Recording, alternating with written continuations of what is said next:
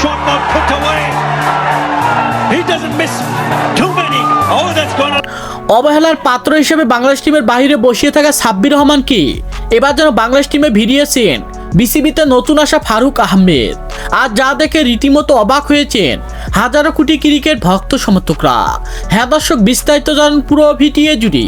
একটা সময় যে সাব্বির রহমানকে সামান্য একটু ভুলের কারণে বাংলাদেশ টিমের বাইরে বসে থেকে একের পর এক দেখতে হয়েছে বাংলাদেশ টিমের খেলা, তাকে যেন হাজারো চেষ্টা করে ভক্ত সমর্থকরা আর ফেরাতে পায়নি বাংলাদেশ টিমে।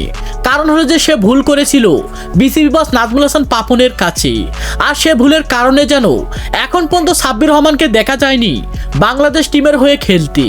আর সেই সাব্বির রহমানে নাকি এবার বিপিএল লিগে ঢাকার হয়ে হার্ড হিটিং ব্যাটিং পারফরমেন্সের পরিচয় দিয়ে আবারও নিজেকে ফিরিয়ে এনেছেন তিনি।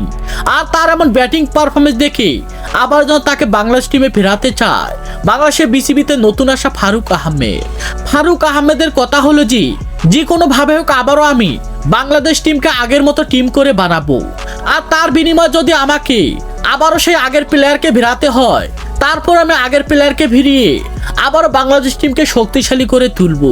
আর এমন কথা বলার পরে যেন অবহেলার পাত্র হিসেবে বাংলাদেশ টিমের বাইরে বসে থাকা সাব্বির রহমানকে আবারও বাংলাদেশ টিমে ফেরালেন বিসিবিতে নতুন আসা ফারুক আহমেদ।